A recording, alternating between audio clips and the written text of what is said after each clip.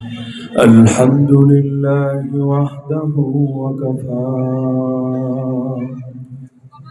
وسلام على عباده الذين اصطفى أما بعد فأعوذ بالله من الشيطان الرجيم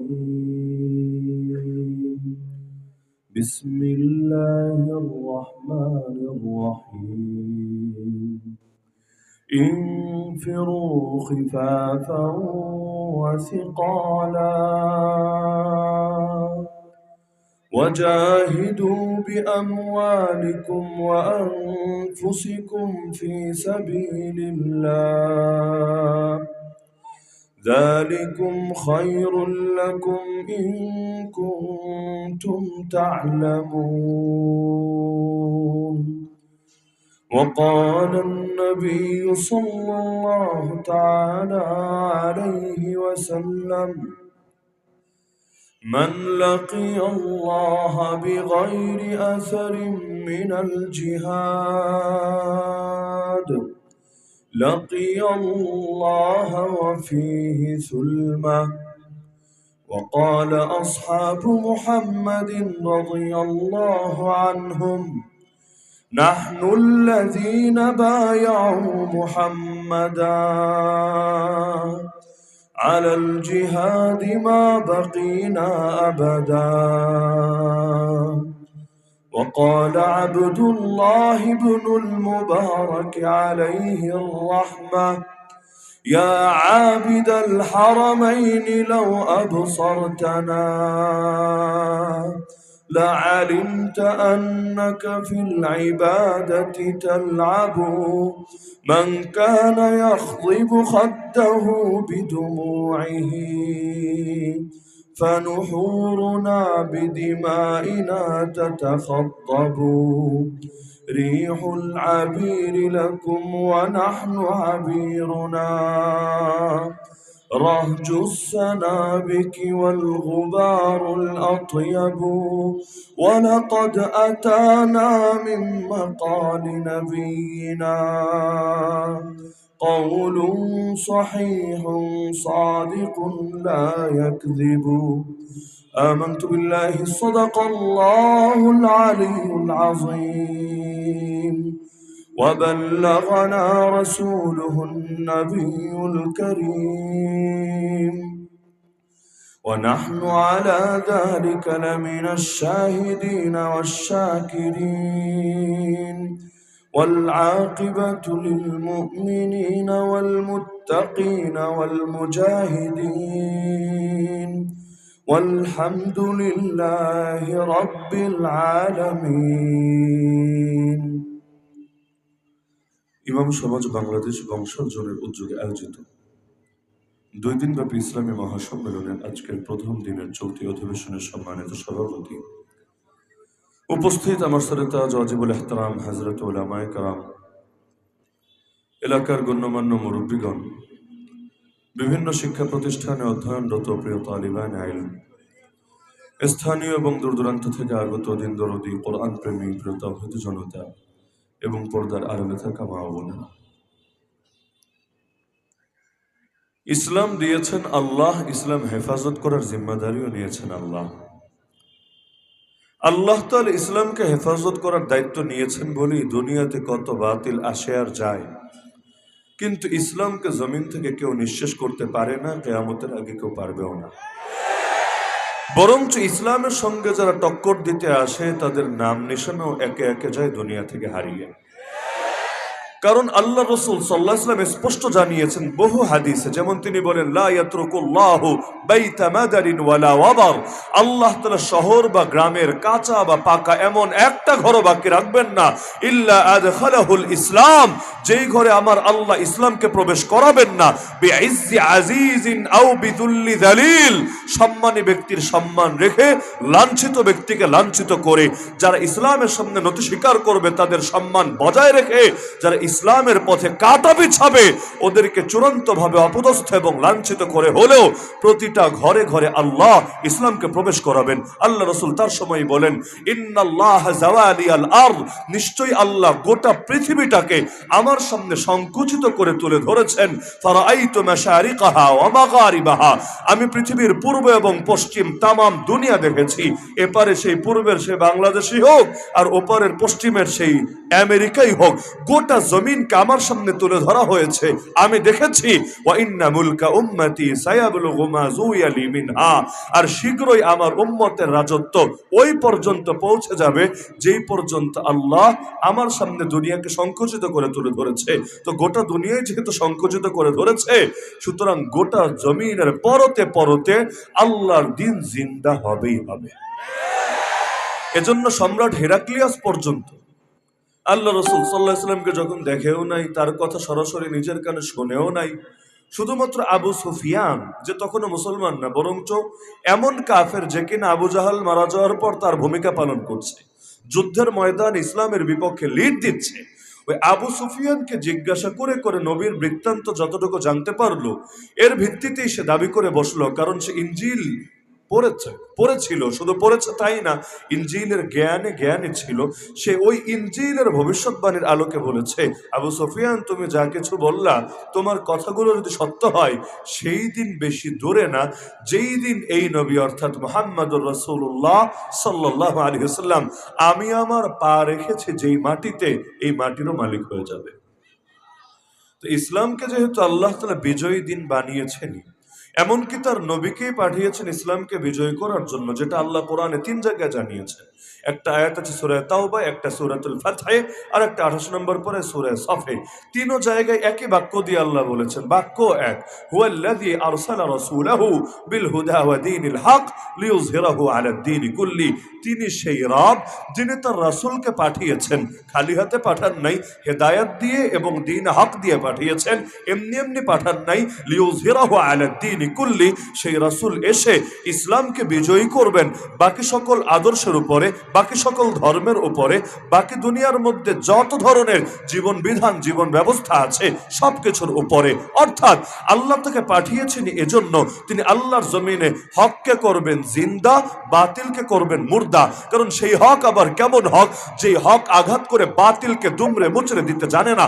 বাল নাকযিফু বিল হাক্কি আলাল বাতিল ফায়াদমাগুহু ফাইযা হুয়া যাহিক, আল্লাহ নিজেই বলেন, আমি হককে ছুঁড়ে মারি বাতিলের উপর, হক বাতিলকে আঘাত করে নিঃশেষ করে দেয়, হকের আঘাতে বাতিল লেজ গুটায় পালায়। ওয়াকুল জাআল হক ওয়া যাহাকাল বাতিল ইন্নাল বাতিলা কানা যাহুকা, বলে দেন হক এসেছে, বাতিল দূর হয়েছে, নিশ্চয়ই বাতিল দূর হওয়ারই ছিল।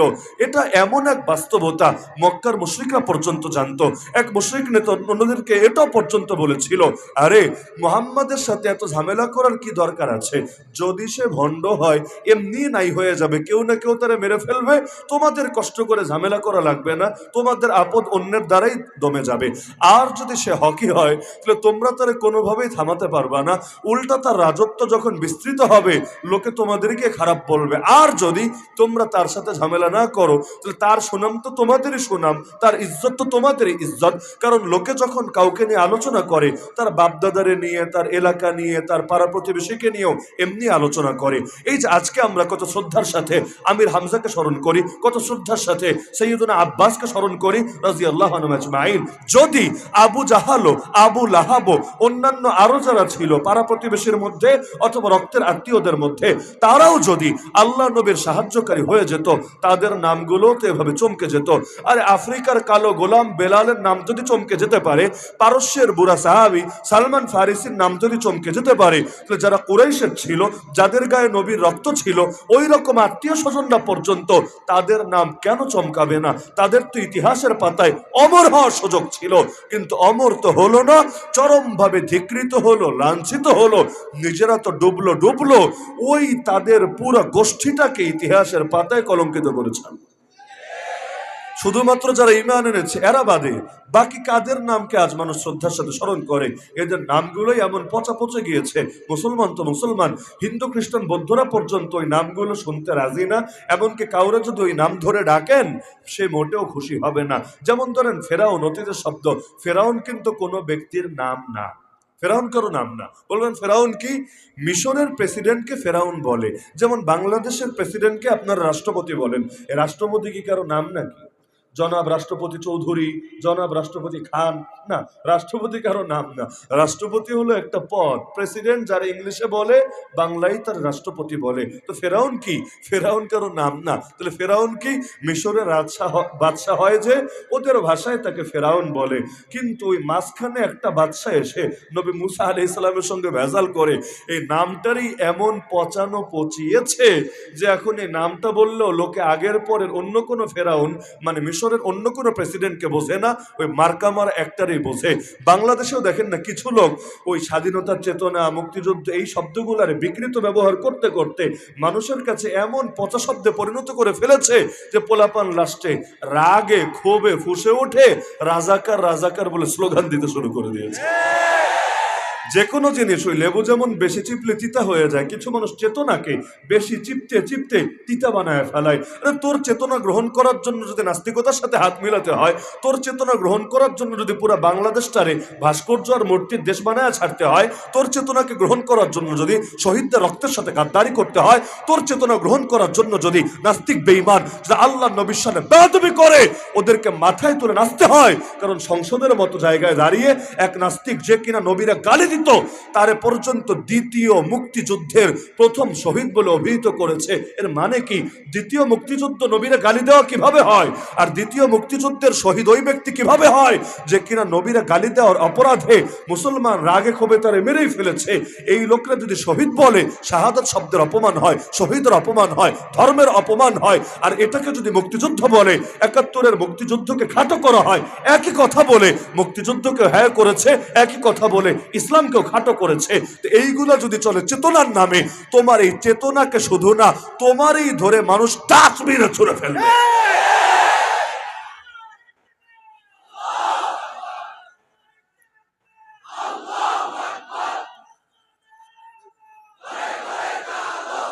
আল্লাহ যেহেতু ইসলামকে দিয়েছেন বিজয়ী দিন হিসাবে, এটা সকলে বুঝতে পেরেছিল, শুধু মুসলমান না। যাদের দেখার মতো চোখ ছিল, বোঝার মতো দিল ছিল, সবাই বুঝতে পেরেছে কেউ পারবে না ইসলামকে দমিয়ে রাখতে। এমনকি আল্লাহ রাসূল যে ইসলামকে বিজয়ী করতে চান, এই মিশন গোপন রাখেন নাই। আমাদের তো অনেক সময় ভেতরে ভয়ভীতি কাজ করে। সবচাইতে লজ্জা লাগে কখন জানেন? যখন দেখি হিন্দুত্ববাদীরা হিন্দুত্ববাদের কথা প্রকাশ্যে বলে বেড়ায়, সেকুলাররা সেকুলারিজমের কথা প্রকাশ্যে বলে বেড়ায়, সব বাতিলরা ভণ্ডরা ওদের ভণ্ড আদর্শের কথা প্রকাশ্যে বলে বেড়ায়, আর আল্লাহর জমিনে দাঁড়িয়ে আল্লাহর বান্দার আল্লাহর কথা বলতে আল্লাহর দুশমনকে ভয় পায়। কেউ তো তার কথা গোপন রাখে না। কাদিয়ানি কাদিয়ানিরটা বলে, হিজবুত তৌহিদেরটা বলে, আহলে কোরআনেরটা বলে, ভণ্ড ভণ্ডেরটা বলে। প্রকাশ্যে সবাই নিজেদের আদর্শের কথা তুলে ধরে। এমনকি ইসরায়েল গোপন রাখে নাই তাদের মিশন, পতাকার মধ্যে পর্যন্ত চেতনা ঢুকিয়ে দিয়েছে। ইসরায়েলের পতাকা দেখবেন উপরে একটা লম্বা নীল দাগ, নিচে আর একটা লম্বা নীল দাগ, মাঝখানে 6 কোণা বিশিষ্ট তারকা। আপনি একটু নিজেই ঘাটাঘাটি করেন না, নিজে একটু রিসার্চ করেন যে মানেটা কি। পতাকার তো অর্থ থাকে, পতাকা এমনি এমনি মনে চেয়েছে আর ডিজাইনারটা বানিয়ে দিয়েছে, এভাবে পতাকা হয় না। বাংলাদেশের যেমন লাল সবুজের পতাকা, এই লালের অর্থ নাই, এই সবুজের অর্থ নাই। যেই দেশের পতাকায় 4 তারা থাকে, ওই চাঁদের অর্থ নাই, তারার অর্থ নাই। যেই দেশের পতাকায় তরবারি থাকে, যেমন সৌদি আরবে, ওই তরবারির অর্থ নাই। যেই দেশের পতাকায় কালেমা থাকে, যেমন আফগানিস্তানে, ওই কালেমার অর্থ নাই। প্রতিটা দেশের পতাকার সুনির্দিষ্ট অর্থ থাকে। ইসরায়েলের পতাকার অর্থ কি? ওরাই ব্যাখ্যা করে দিয়েছে যে উপরে আর নিচে এই 2টা ব্লু লম্বা দাগ হলো ওদের বর্ডার। ওদের বর্ডার কতটুকু ওরা নিজেরাই ব্যাখ্যা করেছে। ওদের পিতৃপুরুষ ইউসুফ নবীর বাবা ইয়াকুব আলাইহিস সালাম, তিনি যেই এলাকায় থাকতেন অর্থাৎ কেনান, ওই কেনান থেকে নিয়ে সর্বশেষ যেই এলাকা থেকে ওদেরকে উচ্ছেদ করা হয়েছে অর্থাৎ খায়বার, আমিরুল মুমিনিন খলিফাতুল মুসলিমিন ওমর রাদিয়াল্লাহু আনহু ওদেরকে খায়বার থেকে উচ্ছেদ করেছিলেন। তো ওদেরকে বনি ইসরাইল যেহেতু বলা হয়, ইসরাইল হলো ইসহাক নবীর আরেক নামেই তো বনি ইসরাইল মানে ইসহাক নবীর বেটারা, ইসহাক নবীর বংশের লোকেরা। তাহলে ইসহাক নবীর পুত্রই তো ইয়াকুব আলাইহিস সালাম, যার পুত্র ইউসুফ আলাইহিস সালাম। তো সেই ইসহাক নবীর বেটা ইয়াকুব থেকে শুরু করে সর্বশেষ যেই এলাকা থেকে উচ্ছেদ করা হয়েছে, এই পুরোটাই ওদের ভূমি, পুরোটাই ওদের এরিয়া, পুরোটাই ওদের এলাকা। তার মানে ফিলিস্তিনের কেনান থেকে নিয়ে খায়বার পর্যন্ত, দরিয়ায় ফোরাত থেকে নিয়ে দরিয়ায় নীল পর্যন্ত এই পুরোটাই নাকি ওদের এরিয়া। তাও প্রাথমিক এরিয়া, চূড়ান্ত এরিয়া না। চূড়ান্ত এরিয়া হলো গোটা দুনিয়া, গোটা বিশ্ব। তারা গোটা বিশ্বের শাসন চায়, কারণ ইহুদিরা আজও মনে করে দুনিয়ার সবচাইতে শ্রেষ্ঠ তারা, তাদেরই অধিকার আছে দুনিয়া শাসন করা, আর বাকি সবাই তাদের গোলাম হয়ে থাকবে। কেন? কারণ তারা হলো আল্লাহর বেটা, আল্লাহর পুত্র। কোরআনে আল্লাহ উল্লেখ করেছেন ওদের আকীদার কথা, ওয়াকালাতিল ইয়াহুদ ওয়ান নাসারা নাহনু আবনাউল্লাহ ওয়া আহিব্বাউ, আমরা হলাম আল্লাহর পুত্র এবং তার প্রিয় ভাজন। নাউযুবিল্লাহ। এজন্য ওদের আকীদা ওরা জাহান্নামে যাবে না। লান তামাসসানান নার ইল্লা আইয়ামান মা'দুদা, জাহান্নামের আগুন কখনোই আমাদেরকে স্পর্শ করবে না, যদি করেও সর্বোচ্চ কয়েকটা দিনের পর রাখতে পারবে না। দলীয় গুন্ডাদের মতো আর কি। ওদের কাশিমপুরেও যাওয়া লাগে না, কেরানীগঞ্জেও যাওয়া লাগে না, পুরান জেল যেইটা ছিল এগুলো তো যাওয়া লাগে না। বাই চান্স যদি কখনো যায়ও, পুলিশ চেনে নাই, ধরে নিয়ে গেছে, খুব বেশি সময় থাকা লাগে না, বরং ঢোকে 4G গতিতে, বের হয় 5G স্পিড নিয়ে। তো এইরকম ওদের ধারণা যে ওরা যেহেতু আল্লাহর কাছের লোক, আল্লাহর পুত্র, আল্লাহর প্রিয় ভাজন, নাউযুবিল্লাহ, এজন্য যদি ফেরেশতারা নিয়ে ঢোকায়ও দেয়, আল্লাহ বললে আবার ছেড়ে দিবে, ওরা বেশিক্ষণ জাহান্নামে স্থায়ী হবে না। দুনিয়ার মধ্যে যেই তুলনা করে লোকে চলে, এই রকম ধারণা আল্লাহর শানে এরা করে রেখেছে। আমাদের অনেক পাগলা মুসলমানেরও এই টাইপের চিন্তা চেতনা আছে। দেখবেন নাম তো মুসলমান, দুর্গা পূজায় গিয়ে হিন্দুদের সঙ্গে ডান্স করে। প্রত্যেক বছর, বিশেষ করে জেল থেকে বের হওয়ার পর প্রতি বছর দুর্গাপূজার দিন দূরে কোথাও না কোথাও সফর পড়ে যায়, এবং প্রতি বছর দেখি বিপুল পরিমাণ ছেলেরা ওই যেদিন গিয়ে মূর্তি ডুবায়, একদম লাস্টের দিন দেখবেন ট্রাকে করে, পিক আপে করে বক্স নিয়ে নিয়ে গান বাজায় প্রচণ্ড বিট দিয়ে। মানে এবাদত করবে, কিন্তু গান ছাড়া আবার এবাদত হয় না। আধুনিক যুগের হিন্দি গান দিয়ে দিয়ে এবাদত করতে হয়, সুন্দর এবাদত, চমৎকার এবাদত, সেই এবাদত, ভালো কথা। তো এবাদত চলে হিন্দি গানের তালে তালে, বিট দিয়ে দিয়ে, দুই পাশে দেখা যায় সেই নাচানাচি চলে। এই বছর আমি গত বছর পড়েছিলাম সিলেটে এক জায়গায় জ্যামে, এই বছর পড়লাম শ্রীমঙ্গলে এক জায়গায় জ্যামে। হায় রে জ্যাম আর জ্যাম, নাচ শেষই হয় না। এদিকে পুলিশ, ওদিকে র্যাব, সব বাহিনী মিলে নিরাপত্তা দিচ্ছে। কবে ওদের নাচানাচি থামবে? মাহফিলে যাব, এক মাহফিলে দেরি হলে পরে সবগুলো দেরি হবে। আমি বলছি না আমার পেরেশানিতে। তো গ্লাস নামায় একটার জিজ্ঞাসা করলাম যে ভাই, এটা তো জানি শ্রীমঙ্গলে হিন্দু অনেক বেশি, তাই বলে কি এত বেশি? মনে হচ্ছে পুরো শ্রীমঙ্গলবাসী মনে হয় রাস্তায় নেমে গেছে, এত বেশি, এটা তো আমার মাথায় ধরছে না। কাহিনী কি? আমারে আস্তে করে বলছে, হুজুর যাদেরকে নাচতে দেখতে পাচ্ছেন সবাই হিন্দু না, যেই কয়েকজন হিন্দু আছে আপনাদের ধর্মের ভাই এবং বোনেরা তার চাইতে বেশি আছে। একদল তো নাচে আর আরেক দল নাচে না, দুই পাশে দাঁড়ায় তামাশা দেখে। কারণ এই রুহানি কাজ যদি, নুরানি কাজ যদি না দেখে, ওর জীবনটাই তো তেজপাতা হয়ে যাবে। ওই ইতিহাসে সাক্ষী হয়ে থাকতে হবে, যাতে করে ওর জীবনটা দেখা দর্শনে দর্শনে অন্তত বরকতময় হতে পারে। এই যে দাঁড়ায় দাঁড়ায় তামাশা দেখছে। আবার এই যে 2 দিন আগে গেল 25শে ডিসেম্বর, বড়দিন। বড়দিন মানে কি দিনটা সাইজে বড় তা না, সাইজে বছরে একটা বড়দিন আছে, কিন্তু ওইটা 25শে ডিসেম্বর না। তাহলে এইটা আবার কোন বড়দিন? এই দিনের ব্যাপারে খ্রিস্টানরা মনে করে এই দিন আল্লাহ একটা পুত্র সন্তান জন্ম দিয়েছে। ওদের আকীদা এটাই যে আল্লাহ এই দিন একটা পুত্র সন্তান জন্ম দিয়েছে, যে পুত্র সন্তানের নাম মাসিহ, বা বাংলায় বললে যীশু খ্রিস্ট। নাউযুবিল্লাহি মিন যালিক। কত বড় নিকৃষ্ট কথা। এরা তো সেই জাতি যারা কিনা আল্লাহর সত্তার মধ্যে শিরিক করে। অন্যরা তাও তো আল্লাহর এক মেনে পরবর্তীতে আল্লাহর অবতার, আল্লাহর মূর্তিতে বিশ্বাস করে। আর ওরা রবকেই 3 জন বানিয়ে ছেড়েছে। ওরা বলে রব হলো 3 জন মিলে একটা সরকার, একটা বোর্ড। বাংলাদেশ সরকার যেমন এক লোক দিয়ে হয় না, সরকারের মধ্যে অনেকজন লোক থাকে, সবাই মিলে একটা সরকার হয়। ওই আল্লাহ রব এটাকে এভাবে বানিয়ে ফেলেছে। কোরআনে আছে কালু ইন্নাল্লাহা সালিসু সালাসা, তারা বলে আল্লাহ হলেন 3 জনের একজন, বাকি 2 জন কে? একজনের নাম হলো নাউজুবিল্লাহ নবী ঈসা, আর আরেকজনের নাম জিবরিল আমিন, রুহুল কুদস, ইংলিশে বলে হোলি স্পিরিট, বাংলায় বলে পবিত্র আত্মা। এই তিনজন মিলে একটা বোর্ড। ওই বোর্ডটা হলো কিসের বোর্ড? রবের বোর্ড। এরা তিনজন মিলে দুনিয়া পরিচালনা করে। নাউজুবিল্লাহ মিন যালিক। তো যেই দিন এত নিকৃষ্ট একটা আকীদা এরা পোষণ করে, ওই দিন কিনা মুসলমান পর্যন্ত মেরি ক্রিসমাস, মুসলমান পর্যন্ত কনসার্ট পালন করতে থাকে। আরে মুসলমান, তোমার ইজ্জত গেল কোথায়? আত্মমর্যাদাবোধ গেল কোথায়? এমনি তো পাপের মধ্যে ডুবে থাকো, কিন্তু পাপ করতে করতেও তো এটা ভাবা দরকার, আমার পাপটা গিয়ে কোথায় পড়ছে, কার বিরুদ্ধে আমার অবস্থান চলে যাচ্ছে, কার সঙ্গে আমার সাদৃশ্য মিলে যাচ্ছে। আরে যারা তোমার নবীর সাথে সবচাইতে বেশি দুশমনি করেছে, ওই রকম জাতির অনুসরণ করতে পারার তোমার কাছে গর্বের বিষয় মনে হচ্ছে, এই রকম ব্যক্তি নিজের নবীর উম্মত পরিচয় দিতেও তো লজ্জা রাখা দরকার।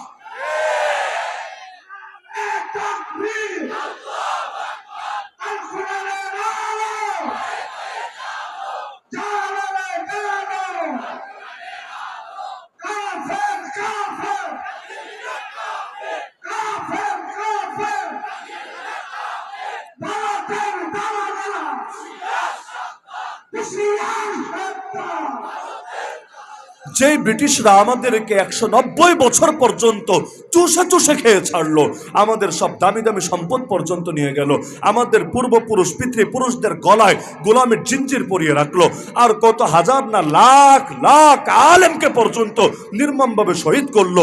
ওই ব্রিটিশের আদর্শ পর্যন্ত এখন বাঙালির কাছে মহান আদর্শে পরিণত হয়ে গেছে। আরে অদ্ভুত এক ব্যাপার, যেগুলো বাঙালি সংস্কৃতির নামে চলে ওইগুলোর মধ্যেও তো বহু শিরিক আছে। তাও নয় তো একটা ধরা যায় যে এই দেশের লোক ওই পুরানা সংস্কৃতির পেছনে পড়ে কিছু শিরিকে লিপ্ত হয়েছে। এই যে 2-4 দিন পর আসতে যাচ্ছে 31st নাইট, ওই সময় এই যে পুরান ঢাকায় যা কিছু চলে, পুরা বাংলাদেশ বাদই দিলাম, এই পুরান ঢাকার মধ্যে যা কিছু চলে, এইগুলা আল্লাহ প্রেমিক আল্লাহর বান্দাদের থেকে কিভাবে কাম্য হতে পারে, এটাকে কোন ভাষায় ব্যাখ্যা করা যায় আমারে বলেন? শয়তানের গোলামি করার জন্য শয়তানের গোলামরাই যথেষ্ট, আল্লাহর গোলামদের কোনো প্রয়োজন নাই। শয়তানের গোলামির ঠিকাদারি নেওয়া, এগুলোর জন্য ওরাই যথেষ্ট, ওরাই তো বেশি দুনিয়াতে। আরে ভাই, তুমি আল্লাহর গোলাম, নবীর উম্মত, তুমি কিভাবে এমন কাজ করো যেই কাজ প্রকাশ্যে আল্লাহরে বুড়া আঙ্গুল দেখানো হয়? এক হলো ব্যক্তিগত পাপ, আর এক হলো জাতীয় পাপ, সামাজিক পাপ। দুইটা এক না। ব্যক্তিগতভাবে পাপ করেন, ব্যক্তিগতভাবে তওবা করবেন, আল্লাহ মাফ করবেন। তো পাপকে যখন জাতীয়করণ করছেন, সামাজিকীকরণ করছেন, এটা কেমন যেন আল্লাহরে বুড়া আঙ্গুল দেখানো হচ্ছে না? যে আল্লাহ দেখো আমি করতে থাকি, তুমি কিচ্ছু করতে পারবে না, গজব দিবা, গজব আগে দাও তারপর দেখা যাবে। অদ্ভুত ব্যাপার স্যাপার। শাইখ আল্লামা জুনায়েদ বাবুনগর রহমতুল্লাহ আলাইহি যখন রিমান্ডে ছিলেন, এক পুলিশ অফিসার তার দাড়ি ধরে টেনে টেনে তার সাথে বেয়াদবি করছে। এইরকম বয়স্ক একজন মানুষ, গোটা বাংলাদেশে যা ছাত্রী আছে, হাজার হাজার আলেম, ওই আলেমকুল শিরোমণি একজন ব্যক্তির দাড়ি ধরে টেনে টেনে বেয়াদবি করছিল। তিনি ওই অবস্থায় বলছিলেন, শোন, আমারও তো বহুত মেরেছিস, বহুত জুলুম করেছিস, কিন্তু নবীর সুন্নতের সঙ্গে বেয়াদবি করিস না, আল্লাহ কিন্তু সহ্য করবে না। টিটকারি মেলেছে, আরে বুড়া, তোরে বাঁচাতে কে আসবে এখানে, আমাদেরকে বদ্দুয়ার ভয় দেখাস না। এই কথাগুলো নিয়মিতই বলতো। 2021-এ গণগ্রেফতারির পর তা আমরাও দেখেছি। মানে এই টাইপের কথা, যে আমাদেরকে বদ্দুয়ার ভয় দেখায়ও না, তোমাদের বদ্দুয়ায় আমাদের কিচ্ছু হবে না। কেন? দুইটা যুক্তি দিত। এক নম্বরে, যদি তোমাদের বদ্দুয়ায় আসলেই কিছু থাকতো, আমরা বহু আগেই ধ্বংস হয়ে যেতাম। এখনো যেহেতু হই নাই, তার মানে তোমাদের বদ্দুয়ায় কাজ করে না, হয়তো তোমরা ভণ্ড হয়ে গেছো, এজন্য আর কাজ করে না। অথবা 2 নম্বর ব্যাখ্যা, আমরা যা করছি সঠিকই করছি, এই জন্য শকুনের দোয়ায় আর গরু মরে না। যদিও আল্লাহ দেখিয়ে দিয়েছেন যে বদদোয়া দিলেই সঙ্গে সঙ্গে বাস্তবায়িত হবে, বিষয়টা এমন না। নবী বদদোয়া দিয়েছেন মক্কায়, কোনোটার ফল প্রকাশ পেয়েছে বদরে, কোনোটার ফল প্রকাশ পেয়েছে উহুদে, কোনোটার ফল প্রকাশ পেয়েছে 10 বছর, 12 বছর, 15 বছর পরে। আল্লাহ তো ছাড় দেয়, ছেড়ে তো আর দেয় না। আল্লাহ জালেমরা যখন ছাড় দেয়, জালেম তৃপ্তির ঢেকুর তুলতে থাকে, ভাবে সব তো আমারই আর আমার বাপেরই, এর বাইরে আর দুনিয়ায় কার কে আছে। কিন্তু জানে না, আল্লাহ যখন ধরে, এমন ধরে সামনে খাবার থাকলেও খাওয়ার টাইম হয় না, জাতির উদ্দেশ্যে কিছু বলতে মনে চাইলো বলার সুযোগ হয় না।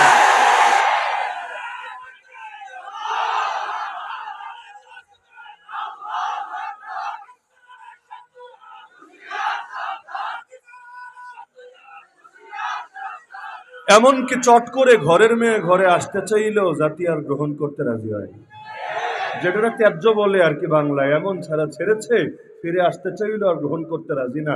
যদিও মন তো কাঁদেই, ঘরের মেয়ে পরের কাছে গিয়ে কেমন আছে না আছে, খেয়ে আছে নাকি না খেয়ে আছে, শরীর স্বাস্থ্য কেমন যাচ্ছে, টেনশন তো লাগেই। আর যেখানে খুশি করে দেওয়া সম্ভব হয় নাই, অনেক সময় মানুষ ওই যে টাকা পয়সা দিয়ে খুশি টুসি করে তুইলা দেয় যে অন্তত দেখে শুনে রাখো, ভালোই ভালো রাখো।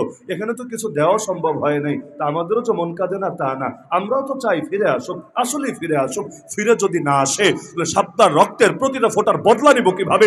ফিরে যদি না আসে আবু সাঈদের মুগ্ধের রক্তের বদলা নিব কিভাবে? ফিরে যদি না আসে আলেম ওলামার শানে যে জুলুম হয়েছে এর বদলা নিব কিভাবে? ফিরে যদি না আসে তার শেল্টারে নাস্তিক বেঈমানরা যে উদ্ধত্ত দেখিয়েছে এর বদলা নেব কিভাবে? ফিরে যদি না আসে আরে প্রতিটা জুলুমের বদলা উসুল করা হবে কিভাবে?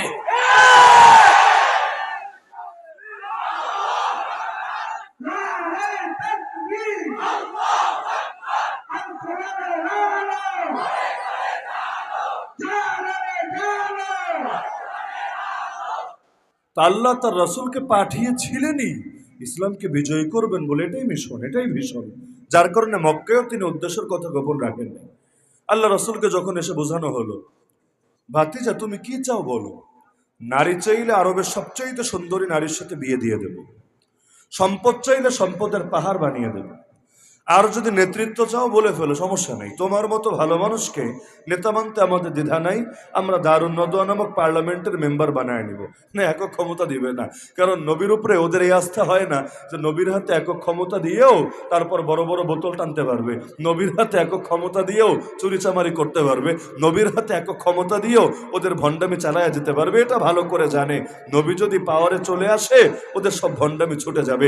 এই দেশে দেখেন না, যার পিছে নামাজ পড়তে রাজি আছে, ইক্তাদাই তো বিহাদাল ইমাম, এই ইমাম কি ইমাম মানে নেতা, এই নেতার অনুসারী হয়ে গেলাম, এই নেতার অনুসরণ করলাম। তো নামাজের ক্ষেত্রে যারা অনুসরণ করতে পারে, রাষ্ট্র পরিচালনায় কিন্তু তারে নেতা হিসেবে দেখতে, তাকে অনুসৃত ব্যক্তিত্বের জায়গায় দেখতে কিন্তু আবার রাজি হয় না। কেন রাজি হয় না? এরা চুরি বেশি করবে তোমার চাইতে, দুর্নীতি বেশি করবে তোমার চাইতে। বলে না রে, ওই ভয় নাই, চুরি করবে, দুর্নীতি করবে, ডাকাতি করবে, কি ভয়? ভয় হলো ইদানিং সাংবাদিকরাও দেখে প্রশ্ন করে, ওই যখন ইসলামী বড় বড় লিডারদের সাক্ষাৎকার নেয়, প্রশ্ন করে, হুজুর অথবা নেতাজি, আপনি যদি ক্ষমতায় আসেন বা আপনার দল যদি ক্ষমতায় আসে আমাদের হাত কি কেটে দেবে, অথবা পাথর মেরে কি হত্যা করে ফেলবে? আমাদের বলে না, মানে ক্ষমতায় আসলে, দল ক্ষমতায় আসলে হাত কি কেটে দেবে অথবা পাথর মেরে কি হত্যা করবে? এখন যাদেরকে প্রশ্ন করে তারা ভদ্র মানুষ তো বিভিন্নভাবে জবাব দেয়। কারণ আমাদের মতো কাউরে প্রশ্ন করলে কমন উল্টা প্রশ্ন করতো, ভাই হাত কাটা হবে কি হবে না পরের আলাপ, তুমি ভয় পাচ্ছ কেন? হাত তো কাটা হয় চোরের, তোমার ভেতরে এমন এমন করছে কেন? স্বাভাবিক ব্যাপার। পাথর মেরে হত্যা করা হয় কারে? পাথর মেরে হত্যা করা হয় তারে বিয়ার করার পরও আকাম ছাড়তে পারে নাই, যে বিয়া কইরাও সোজা হয় নাই, তার মধ্যে আবার বিয়ার পরে কাম করলেই যে তারে ধরে পাথর মারা হয় তাও না, বরং 4 জন সাক্ষীর সাক্ষ্য লাগে। তো কেমন 4 জন সাক্ষী? আওয়াজ পেয়েছে অথবা রুমে ঢুকতে দেখেছে, এগুলো হলে হবে না। সিসিটিভি ফুটেজ দেখেছে না, তাও চলবে না। একদম কাজ চলারত অবস্থায়, আবার কোন অন্ধকার টন্ধকারও না, কাজ চলারত অবস্থায় রাআইতুহু ওয়াতিআহা ফি ফারজিহা কাল মিলি ফিল মিখালা, এইটা অনুবাদ করা আমার পক্ষে এই ভরা মজমা সম্ভব না। এই বাক্যে সাক্ষ্য দিতে হয় বিচারকের সামনে, রাআইতুহু ওয়াতিআহা ফি ফারজিহা কাল মিলি ফিল মিখালা। এভাবে 4 জন যদি সাক্ষ্য দিতে পারে তাহলে তখন তার ব্যাপারে প্রস্তরাঘাতে মৃত্যুদণ্ডের রায় দেওয়া হয়। বেটা একদিকে আকাম করবি তো 4 জন সামনে নিয়ে করবি, তোরে যদি পানিশমেন্ট না দেওয়া হয় গোটা সমাজ আর মানুষের সমাজ থাকবে না, জানোয়ারের সমাজে পরিণত হবে। সুতরাং সমাজকে বাঁচাতে চাইলে তোর মতো বেহায়া বেলজ্জারে অবশ্যই শাস্তির আওতায় আনতে হবেই হবে। এগুলো তো স্বাভাবিক কথা, এগুলো তো স্বাভাবিক, অতি স্বাভাবিক কথা, কিন্তু এই স্বাভাবিক কথাও ওদের মাথায় ধরে না। ওদের মাথায় কি যে ধরে আর কি যে ধরে না মাঝে মাঝে তাই আমার বুঝে আসে না। যেমন বাংলাদেশকে বলে না একটা গণতান্ত্রিক দেশ, ভালো কথা। গণতন্ত্র মানে কি? গণ মানে জনগণ, তন্ত্র তো শাসন, গণতন্ত্র মানে জনগণের শাসন, শুনতে তো মজাই লাগে। আবার সংবিধানে লিখে রেখেছে সকল ক্ষমতার উৎস নাকি জনগণ, যদিও শিরকি কথা, কিন্তু স্বাভাবিক অর্থ তো এটাই দাঁড়ায় যে জনগণ যা চাবে তা হবে, যা চাবে না তা হবে না, এইটাই তো ক্ষমতার উৎস হওয়ার মানে। তো এইটাই যদি হয়, আমারে শুধু এটা বুঝান যে জনগণ যা চাবে তা হবে, যা চাবে না তা হবে না, এইটার নামে যদি হয় গণতন্ত্র, এইটার নামে যদি হয় জনগণের সার্বভৌমত্ব, এইটার নামে যদি হয় প্রজাতন্ত্র, তাহলে বেশ্যাখানাগুলো যে খুলে রেখেছো এটা কোন জনগণের অনুমতি নিয়ে খুলেছ? ওই জনগণ তো বাংলাদেশে থাকে না, ওগুলো কি মঙ্গল গ্রহের এলিয়েন নাকি ওগুলো কারা? মানে কার অনুমতি নিয়ে তোমরা এই পতিতালয় গুলো খুলে রাখলা? জনগণ তো চায় পতিতালয় বন্ধ হোক। বিশ্বাস না হলে আজকে গণভোটের আয়োজন করেন, গণভোট আয়োজন করতে পয়সা লাগলে অনলাইন জরিপের ব্যবস্থা করেন, দেখবেন 100-র মধ্যে 99% প্লাস, মানে এর চাইতে বেশি সংখ্যক মানুষ তারা পতিতালয়ের পক্ষে মত দেবে না, বিপক্ষে মত দেবে। আর গুটি কয়েক হাউন আঙ্কেল টাইপের লোক থাকলেও থাকতে পারে যারা কিনা পতিতালয়ের পক্ষে কথা বলবে। কেন? পতিতালয় থাকলে ওদের একটা সুবিধা আছে, অন্তত লিঙ্ক ভাইরাল হওয়ার ভয় নেই। বাঙালি জাহান্নামের ফেরেস্তারে ওই ভয় পায় না, লিঙ্ক ভাইরাল হওয়ার যেই ভয় পায়। বিশ্বাস হয় না? মানে আল্লাহ দেখছেন কি দেখছেন এটা নিয়ে চিন্তা নাই, ফেরেশতা তারা পিটাবে কি পিটাবে না এটা নিয়ে ভয় নাই। ভয় হইল লিঙ্ক ভাইরাল হলে জীবনটা তেজপাতা। কি এক অবস্থা! বিগত দিনে বাংলাদেশে এমন মন্ত্রীও ছিল, এমন সচিবও ছিল, এমন সামরিক কর্মকর্তাও ছিল যারা পুরো ক্ষমতার টাইমে গোলামি করেছে সেরেফ হানি ট্র্যাপে পড়ার কারণে। মানে কি, বিদেশে গিয়েছে কোনো দেশে, যাওয়ার পরে সেখানে হয়তো রাষ্ট্রীয় আমন্ত্রণে গিয়েছে, এখন রাতের বেলা হোটেলে থেকেছে, ভালো কথা। এখন হোটেলে তাদের দেহরঞ্জন এবং মনোরঞ্জনের সুখকর ব্যবস্থা রাখা হয়েছে, ভালো কথা। রাতের বেলা খুব তো দেহরঞ্জন হয়েছে, বিছানাপত্র যা করার করেছে, পরবর্তীতে সকালে তাকে ভয় দেখানো হয়েছে, রাতে যা করেছো সবগুলোর এইচডি ভিডিও মজুদ আছে, এখন কি এটা পাবলিশ করব না আমাদের কথা শুনবা?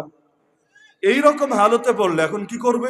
বেচারা নয়তো থাইল্যান্ডে গিয়েছে সরল মনে, অথবা দিল্লিতে গিয়েছে খাটি দিলে এখলাসের সাথে, কিন্তু কাম তো একটা ঘটিয়ে ফেলেছে। এখন কি হবে?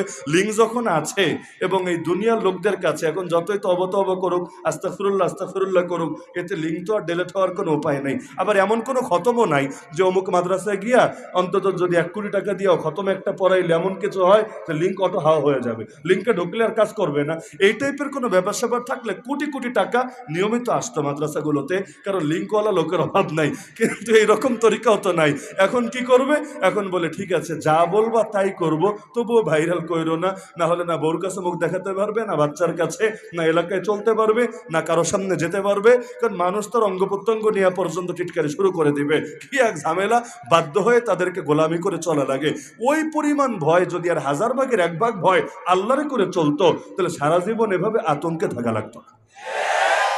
কিন্তু কি বা করার আছে? ওই যে বললাম যে গুটি কয়েক মানুষ থাকতে পারে পতিতালয়ের পক্ষে, বাকিরা তো বিপক্ষে, তো বন্ধ করো না কেন? এমন কি যেই জাতি গণভবনে ঢুকে ফ্রিজের মাছ পর্যন্ত বাকি রাখে না, এমনকি বেডরুমের পোশাকগুলো পর্যন্ত ছেড়ে আসতে পারে না, ওই জাতি যদি সুযোগ পায় পতিতালয় একটাও তো আস্ত রাখার কথা না। আরে কিসের সরকার আর কিসের দাবি দেওয়া? কোনো দাবি দেওয়া না, একেবারে পতিতালয়ের প্রতিটা ইট, প্রতিটা দরজা, প্রতিটা জানালা, প্রতিটা টিনের চাল খুলে নিয়ে আসার কথা। এটাই তো স্বাভাবিক ব্যাপার। তো যায় না কেন? শুধুমাত্র এই ভয়ে আপনি মিছিল নিয়ে যাবেন, পুলিশ আপনাকে ধরে জঙ্গি মামলায় জেলে ভরবে, অথবা গুলি করবে, অথবা টিয়ারশেল মারবে, অথবা আপনার ক্ষয়ক্ষতি করবে। মানে ওদের জান দিয়া হলেও পতিতালয়ের ইজ্জত হেফাজত করে ছাড়বে। তাহলে এই যে পতিতালয় খুলে রাখলা, ইসলাম বাদ দিলাম, এইটা কোন দেশের গণতন্ত্র রে ভাই? এটা কি মেড ইন চায়না গণতন্ত্র, না মেড ইন জিনজিরা গণতন্ত্র, নাকি মেড ইন বংশাল গণতন্ত্র? মাথায় তো ধরে না। আসলে নাম তো দিয়েছে গণতন্ত্র, বাস্তবে চালাচ্ছে ভুয়াতন্ত্র। ওই ভুয়াতন্ত্র মানে কেউ চালায় দিল্লি তন্ত্র, কেউ ওয়াশিংটন তন্ত্র, কেউ ইসরায়েল তন্ত্র। কারণ এই পতিতালয় বন্ধ করলে ভোট একটাও কমবে না, জনগণ একজনও নারাজ হবে না, উল্টা মানুষ খুশি হবে, থ্যাংক ইউ দিবে, ধন্যবাদ জানাবে। তো কেন বন্ধ করবে না? আমেরিকা নারাজ হবে, ইউরোপ নারাজ হবে, বিবিসিতে বদনাম করবে, সিএনএন, রয়টার্সে, এফপিতে বদনাম করবে। তাহলে কি হবে? ওরা যদি আবার আর্মি টার্মির ইশারা দিয়ে দেয়, যদি এদের গদি নিয়ে টানা হেঁচড়া করে, তখন কি হবে? মানে জনগণ কি চায় কি চায় না বিষয় না, ওই দাদা বাবুরা আর পশ্চিমে সাদা চামড়ার লোকেরা কি চায় কি চায় না, এইটা হয়ে গেছে এদের কাছে বড় বিষয়। তাহলে দুনিয়ায় সবাই কোনো না কোনো আদর্শের বিজয় চায়, আদর্শ ছাড়া কেউ কাজ করে না, কারণ আদর্শ ছাড়া পৃথিবীতে কেউ চলা সম্ভব না। পার্থক্য হলো কেউ আল্লাহর আদর্শকে বিজয়ী করতে চায়, আর কেউ দুনিয়ার কোন মানুষের আদর্শকে বিজয়ী করতে চায়। আমরা যেহেতু আল্লাহর বান্দা, কালেমা পড়েছি আল্লাহর নামে, সুতরাং জীবনভর আমাদের চাওয়া একটাই থাকবে, মেরি জিন্দগি কা মকসদ তেরে দিন কি সরফরাজি, मैं इसीलिए मुसलमान, मैं इसीलिए नमाजी। আমাদের চিন্তা চেতনা এটাই থাকবে, ফানা ফিল্লাহ কি তেহ মে बका का राज मुजमर है, जिसे मरना नहीं आता उसे जीना नहीं आता। আরে মোহাম্মদ বিন কাসেম যদি 18 বছর বয়সে এসে হিন্দুস্তানের জমিনে কালেমার পতাকা ওড়াতে পারে, আমাদের বয়স তো তার চাইতে বহু বেশি হয়ে গেছে। মুআজ আর মুআওয়াজ, আরে ছোট ছোট দুইটা বালক হয়ে যদি উম্মতের ফেরাউন আবু জাহালকে জাহান্নামে পৌঁছে দিতে পারে, আমাদের প্রায় সবার বয়স তো তার চাইতে বহু বেশি হয়ে গেছে। আরে জীবন তো চলেই গেল, আর কয়দিন বাকি আছে কার বা জানা আছে? জীবন দামি হবে কিভাবে? মানুষ তো ফেরাউনও ছিল, মানুষ তো আবু জাহালও ছিল, কিন্তু মানুষে মানুষে পার্থক্য কোথায়? পার্থক্য এখানে, দ্বীনের জন্য যার অবদান যত বেশি থাকবে আল্লাহর কাছে সে তত বেশি দামি হতে পারবে। এই বাস্তবতা বুঝেছে বলেই তো আরে সাহাবীকে ড্যাগের মধ্যে ফেলা হবে। কেমন ড্যাগ? যেখানে টকবক করে তেল ফুটছে, যেখানে তার দুজন সাথীকে এই কিছুক্ষণ আগে ফেলা হয়েছে, একজন আর ফিরতে পারে নাই, জায়গায় শহীদ হয়েছে, এবার তাকে ফেলা হবে। আল্লাহর বান্দা কাটতে শুরু করেছে, চোখ বেয়ে পানি গড়িয়ে পড়ছে। বাদশা অবাক, বাদশা বলে এত মারলাম তাও তো খ্রিস্টান হলি না, এত লোভ দেখালাম তাও তো আমার প্রস্তাব গ্রহণ করলি না। আচ্ছা বুঝেছি, এখন মৃত্যুকে চোখের সামনে দেখে ভয় পাচ্ছিস, ঠিক আছে কান্নাকাটি করা লাগবে না। তুই যদি খ্রিস্টান হতে পারিস, তোকে যে লোভ দিয়েছিলাম সব দিয়ে দিব। তোর মতো সেনাপতি আমার দলে থাকলে বড় লাভ হবে। সেই সাহাবী ঈমানের বলে বলিয়ান হয়ে গর্জে ওঠেন, আরে নরধম, তুই কি ভেবেছিস আমি মৃত্যুর ভয়ে কাঁদি? আল্লাহর কসম, মুসলমান মৃত্যুর ভয়ে কাঁদে না। আমি তো কাঁদছি এজন্য একটা মাত্র, জাস্ট একটা প্রাণ আল্লাহর রাহে কোরবান করতে পারছি। হ্যাঁ, আমার পুঁজি তো বড় কম হয়ে যাচ্ছে। কিয়ামতের দিনে এই পুঁজি নিয়ে যখন দাঁড়াবো আল্লাহর সামনে, আল্লাহ কি আমাকে মাফ করবে? আমার গায়ে যেই পরিমাণ পশম আছে, এই পরিমাণ যদি প্রাণ থাকতো আর প্রতিটা প্রাণ আল্লাহর রাহে কোরবান করতে পারতাম, তাহলে না কিয়ামতের দিন বড়সড় একটা পুঁজি নিয়ে দাঁড়াতে পারতাম। আমি তো ভয় পাচ্ছি আল্লাহ কি আমাকে মাফ করবে, আমাকে জান্নাত দিবে, ওই ভয়ে আমার চোখ থেকে পানি গড়িয়ে পড়ছে। মৃত্যুর ভয়ে মোটেও পানি আসছে না। এই হলো মুসলমানের চেতনা। আরে দুধের বাচ্চারা পর্যন্ত নিয়ে এসে হাজির হয়েছে, ইয়া রাসূলুল্লাহ জিহাদে নিয়ে যান না। আরে দুধের বাচ্চা জিহাদে নিয়ে কি হবে? ইয়া রাসূলুল্লাহ বুঝি সে কিছুই করতে পারবে না, কিন্তু এটা তো অন্তত হবে। দেখেন আমার বড় আর কেউ নাই ঘরে, পুরুষ যারা ছিল আগেই চলে গিয়েছে, আর ফিরে আসে নাই, ময়দানে শহীদ হয়েছে। আমি তো নারী, চাইলেও নিবেন না, যা ছিল তাই এনে দিলাম। ইয়া রাসূলুল্লাহ নিয়ে যান না, আপনার কোন সাহাবীর কোলে দিয়ে রাখবেন। জালেম যখন আপনার বুকে তীর মারবে, বর্ষা মারবে, সেই সাহাবী আমার বাচ্চাটাকে ঢাল হিসাবে আপনার বুকের সামনে পেতে ধরবে। জালেমের তীর এসে, বর্ষা এসে আমার বাচ্চার বুকটাকে ফরফর করে দিয়ে যাবে, কিন্তু ইয়া রাসূলুল্লাহ আমার বাচ্চার প্রাণের বিনিময় হলো আপনার প্রাণ তো সুরক্ষিত থাকবে। কিয়ামতের দিন আল্লাহর কাছে গর্ব করে বলতে পারবো, আল্লাহ আমি শহীদের মা, আমার বাচ্চা তার জান কোরবান করেছে তোমার নবীর জানের হেফাজতের জন্য। আমাদের আকাবির ছিলেন শেখ তাফসীর আল্লাহ মাহমুদ আলী লাহোরী রাহমাতুল্লাহ আলাইহি। ব্রিটিশ বিরোধী জিহাদের অন্যতম সিপাহ সালার গ্রেফতার হয়ে গেলেন ব্রিটিশের কাছে। ব্রিটিশ আদালত তাকে শাস্তি দিল, তাকে নির্বাসনে পাঠালো এমন এক দ্বীপে, শীতকালে যেখানে বরফ পড়ে, একদিকে তুষারপাত হচ্ছে আর একদিকে তাকে অতিরিক্ত কাপড় তো দেয়ই নাই শীত নিবারণের জন্য, উল্টা গায়ে যা ছিল এগুলোরও একেবারে সতর ঢাকা পরিমাণ কাপড় রেখে কাপড়গুলো নিয়ে চলে গিয়েছে। তো এখন শীতের দিনে মুরব্বী মানুষ, তুষারপাত হচ্ছে, একজন মানুষ কতক্ষণ টিকতে পারে, কতক্ষণ চলতে পারে? এক পর্যায়ে বেহুশ হয়ে অজ্ঞান হয়ে পড়ে গেলেন। জেল গার্ড যে আছে তার দায়িত্বে যেই পাহারাদার নিয়োজিত আছে, সে ভাবলো হুজুর মারা গেছে। সে অফিসারকে জানালো, মোল্লা তো শেষ। বললো সমস্যা নাই, টেনে হিচড়ে এক কোনায় নিয়ে ফেলে রেখে দিয়ে আয়। মোল্লার লাশ আর কিসে দাফন দাফনের দরকার আছে, এক কোনায় ফেলে রেখে আয়। বাস্তবে সেটাই করলো, এক কোনায় গিয়ে ফেলে দিয়ে আসলো। পরে যখন সূর্যের দেখা মিলল, ধীরে ধীরে বরফের প্রভাব কমতে থাকলো, হঠাৎ করে দারোয়ানের চোখ পড়লো, দেখলো হুজুরের চোখ তো আস্তে আস্তে পিটিপিটি করে নড়ছে। সে বুঝলো হুজুর তো মরে নাই, হুজুর তো জিন্দা আছে। অফিসারকে অবগত করলো, স্যার মোল্লার তো দেখি কই মাছের প্রাণ, সহজে যায় না, জিন্দা আছে, একটু দেখে যান। আসলো, এসে দেখে হ্যাঁ জিন্দা আছে, হালকা শ্বাস প্রশ্বাস হচ্ছে, চোখ সামান্য নড়ছে। এবার তার টিটকারি মেরে বলল, কিরে মোল্লা, রক্ত দেখি একদম ঠান্ডা হয়ে গেছে। হ্যাঙ্কারেঙ্গা ত্যাঙ্কারেঙ্গা বহু তো বলেছিলি, আমাদের বিরুদ্ধে ময়দানে নেমেছিলি, এখন দেখি নড়তেই পারিস না, রক্ত একদম জমে গেছে, ঠান্ডা হয়ে গেছে। ওই অবস্থায় যখন তিনি উঠে বসার শক্তিও নাই, পড়ে আছেন লাশের মতো করে, এবং জানেন না যে ওদের কথার জবাব দিলে পরিণতি কি হবে, ওরা কে রাখবে না মেরে ফেলবে। কারণ যখন বন্দি তো বন্দি। আল্লামা বাবুনগরের স্বামী যদি বেয়াদবি করতে পারে, হ্যাঁ, যদিও বেয়াদবির শাস্তি দুনিয়াতে পেয়েছে, নিজের মেয়ে ধরে বাপরে মায়ের দুইজনকেই জবাই করে ছেড়েছে।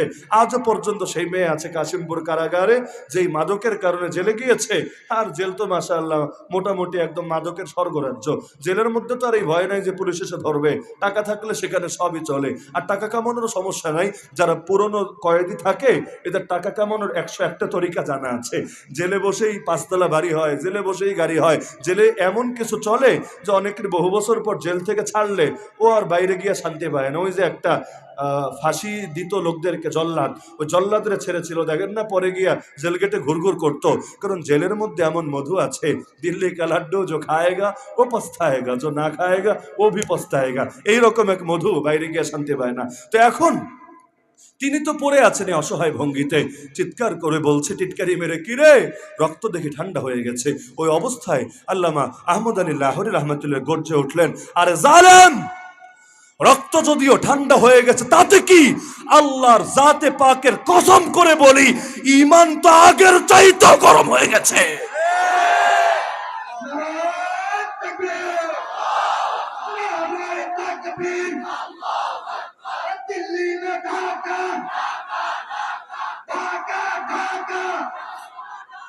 তো মুসলমানের জীবনে তো একটা, ওই একটা জীবন সম্ভব না আল্লাহর নামে কোরবান করে দেওয়া।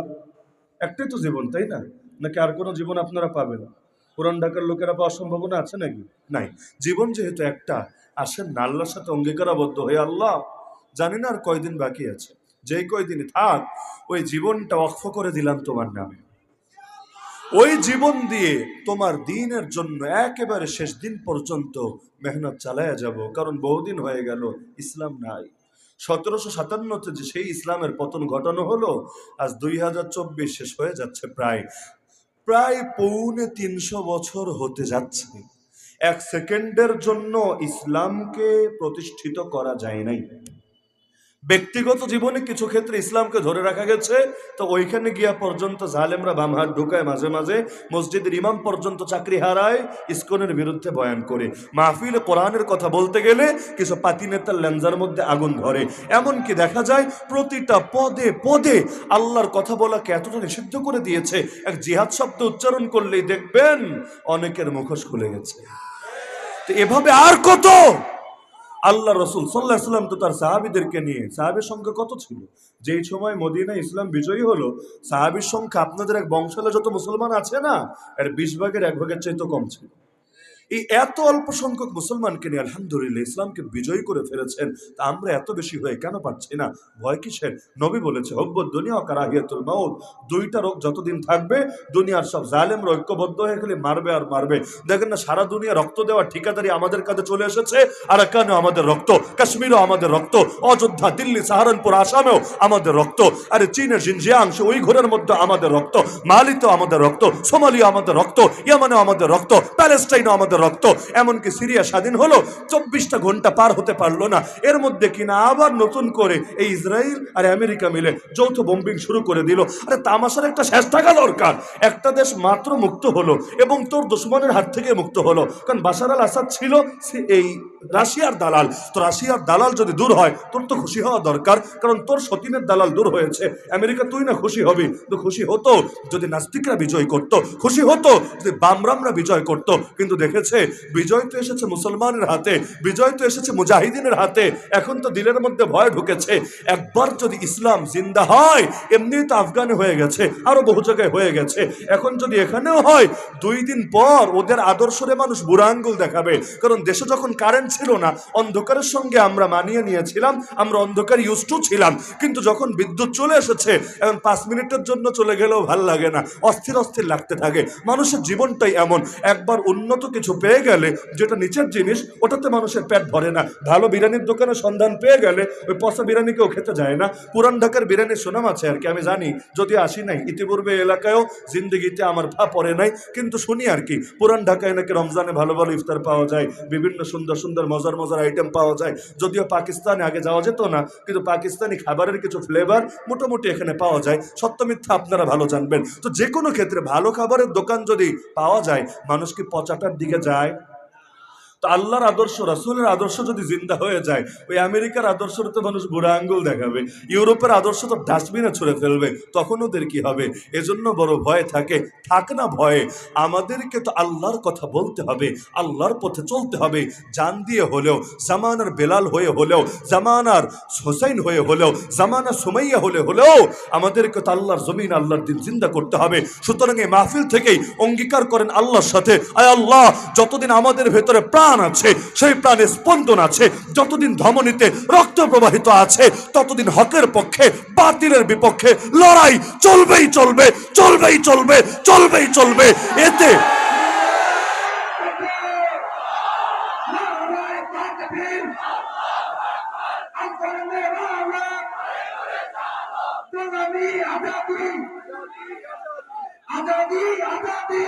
এতে যদি আমাদের বাপের চোখ থেকে পানি ঝরা লাগে, ঝরবে।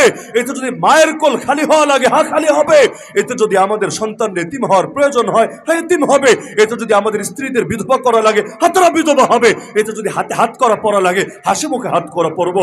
এতে যদি গলার মধ্যে ফাঁসির রশি পড়া লাগে, হাসি মুখে ফাঁসির রশিকে বরণ করে নেব। আরে বাতিল এসে এই কল্লা কেটে নিয়ে যেতে পারে, তো যতদিন কল্লা বাকি আছে, এক আল্লাহ ছাড়া নত হবে না কোন বাতিল, কোন তাগুত, কোন অপশক্তির সামনে।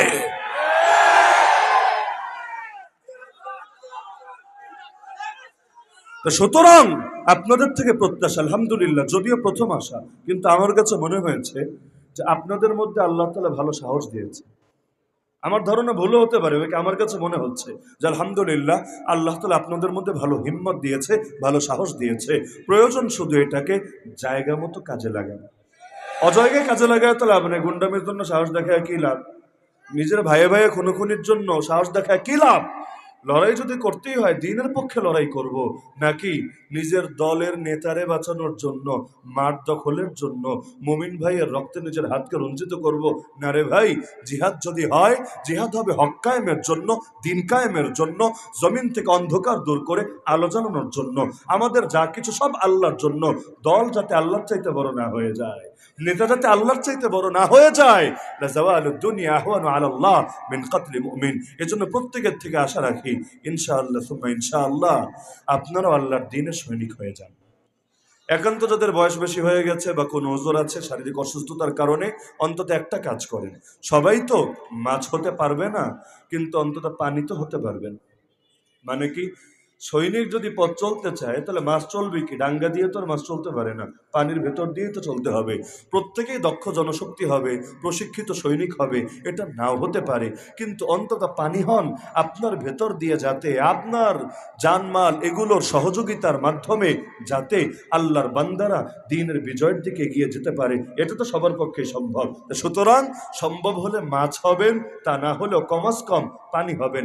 এমন যাতে না হয় ইসলাম তো বিজয়ী হলো, আপনার কোনো অবদান নাই। বিশ্বাস করেন, ইসলাম কিন্তু বিজয়ী হবেই হবে। ওই শুরুতে আমি বলেছি, ইসলাম কিন্তু বিজয়ী হবেই হবে, আমাকে নিয়ে হোক অথবা আমাকে ছাড়া হোক, কিন্তু আমি কিন্তু বিজয়ী হতে পারবো না ইসলাম ছাড়া। চরম হারা হেরে যাব ইসলাম ছাড়া। তো বিজয়ী ধর্ম বিজয়ী হবেই না, খুব স্বাভাবিক ব্যাপার। কি সেই বিজয়ে যদি আমার কিছু অবদান থাকে, এইটাই আমার জন্য চরম ভাগ্যের ব্যাপার। এই কপাল সবার জোটে না। যদি রক্তরে দামি বানাতে পারি, দামি বানাই না, কারণ ইসলাম নামক বৃক্ষের গোড়ায় পানি নয়, রক্তই তো ঢালতে হয়। তো রক্ত তো কারো না কারো লাগবে, সে বেলালি হোক, সে সুমাইয়াই হোক, সে খুবাইবি হোক, সে খাব্বাবি হোক, কত বড় কপাল হবে সেই রক্ত যদি আমার রক্ত হতে পারে। এজন্য একটা মাত্র জীবন আল্লাহ ওয়াকফ করে দিলাম তোমার নামে, শাহাদাত নসিব করো তুমি আমাদের সবাইকে। দ্বীনের বিজয় আল্লাহ তাআলা সবাইকে শামিল রাখুন। আগামীর বাংলাদেশকে ইসলামের বাংলাদেশ, কোরআনের বাংলাদেশে পরিণত করার তৌফিক দান।